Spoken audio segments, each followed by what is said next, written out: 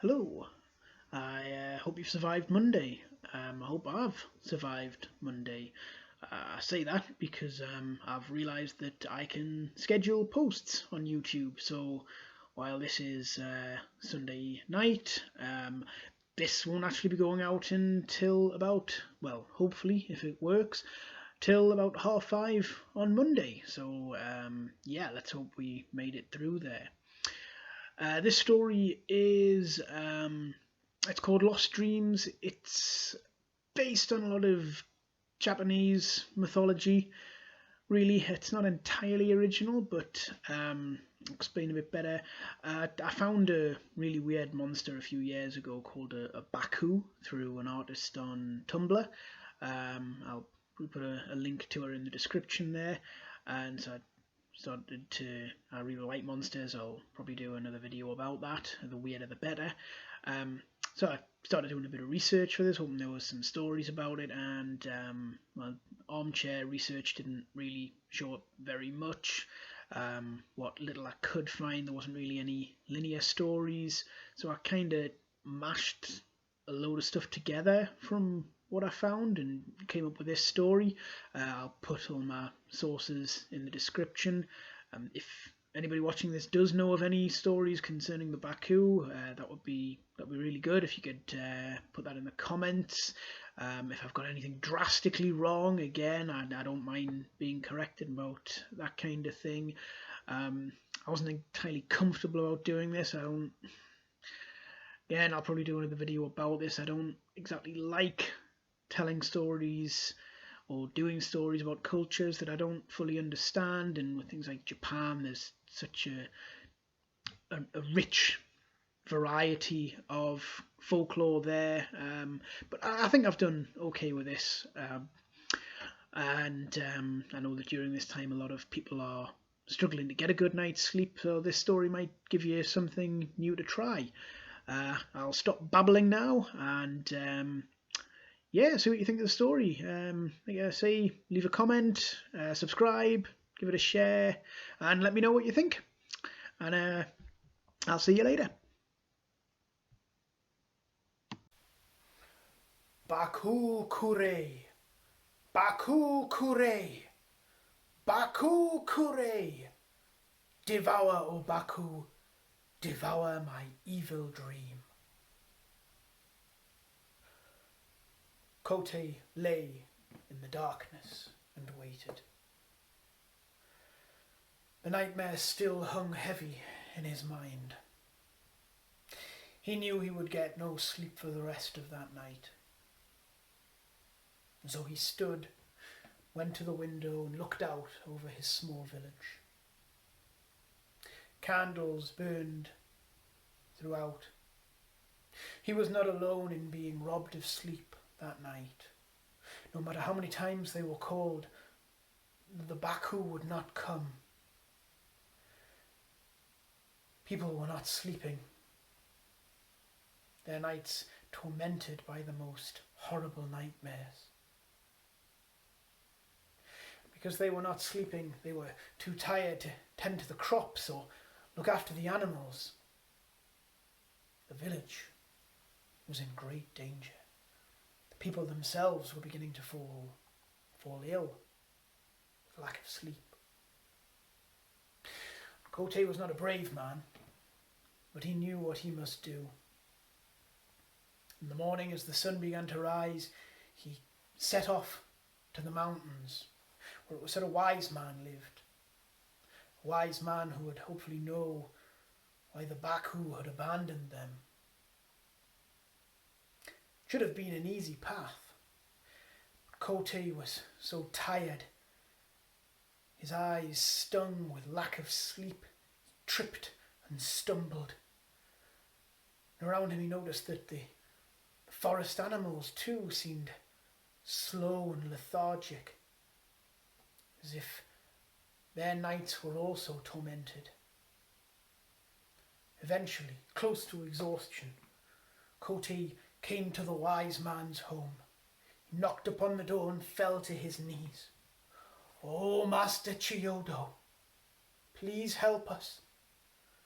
The Baku have abandoned my village It will not come.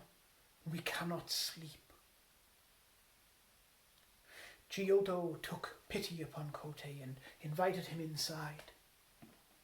He told him not to worry, that this was a safe place, that he was protected, and bid him rest a while. Grateful, Kotei curled up in a corner. For the first time in what felt like months, he fell asleep and rested. Giotto strode out to the mountains. His mother had been the spirit of a great willow tree, and so he asked the trees what had become of the Baku, why they did not answer when called. The trees heard him. The trees listened. The trees whispered. It was almost 2 days. 2 days since Kotei woke up. He found Giotto watching over him. While they shared a meal, Giotto explained that demons had stolen something from the Baku. While the Baku searched, nightmares were free to plague men as they slept. Giotto also told Kotei where to find the demons, how to identify the demons, and most importantly, how to defeat them. And so it was, strong and well rested, Kotei strode back into his village. And the villagers followed him to a clearing far side where a single house stood, a house that no one could quite remember if it had ever been there before. The air around it seemed thick with fear and misery. Kotei approached and hammered upon the door. It was answered by a sickly looking old woman, aged, whose eyes were sunken so far into her skin that it was as if she had never slept, whose skin hung so loose from her bones it was as if it might fall off at any moment. She explained to Kotei that his son was very sick, too sick to see anyone. Kotei strode past her down the hallway. The far end, the door shook, trembled in its frame. Finding his courage, remembering the words of Master Giotto, Kotei turned the handle, walked through the door. All was still in the room. A man sat behind a desk and stood as Kotei entered. His shirt front soaked with blood, and he reached out to Kotei. "Help me." "I will help you, Yuki, when I have helped the Baku." The demon melted into the ground. Kotei then found himself in a meadow. A dog fox, laughing, smiling, ran over to him. "Play with me." "I will play with you, Guaishu, when I have helped the Baku." The demon tripped and span and crumbled across the ground into stones. Kotei then found himself in a cave, and on the ground in front of him, 2 great serpents were entwined together. "Untangle us," they pleaded. Kotei looked down at them. "I will help you, Jinzu, when I have helped the Baku." The snakes writhed together, crumbled into the ground. Kotei looked up. To one side, a small boy sat, Cradled in his arms was a strange creature. It had the body of a horse, the face of a lion, the tusks and trunk of an elephant, the tail of a cow, the paws of a tiger, a sleeping baby Baku.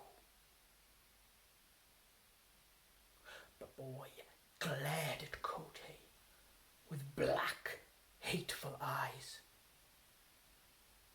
But Kote strode over to him and began to chant, Baku Kure, Baku Kure, Baku Kure.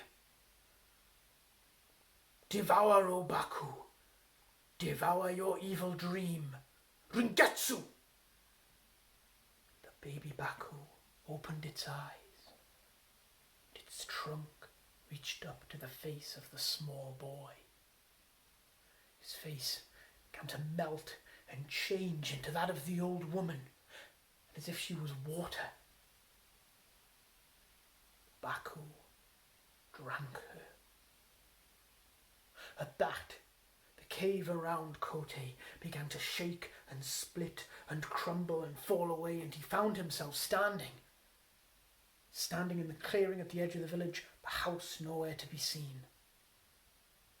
From the trees around him, out came the Baku to take their baby home.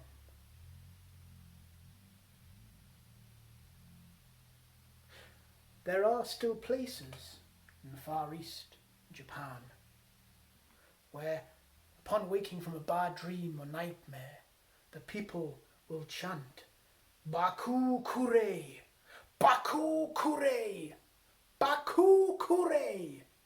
Devour, O Baku, devour my evil dream. Or they will have a picture of the creature on their wall, or its symbol carved into their bedpost. There is one village, one place, where the people always sleep well, where they are never bothered by nightmares. This is the village of Kote, who helped the Baku claim back their most precious possession from the demon.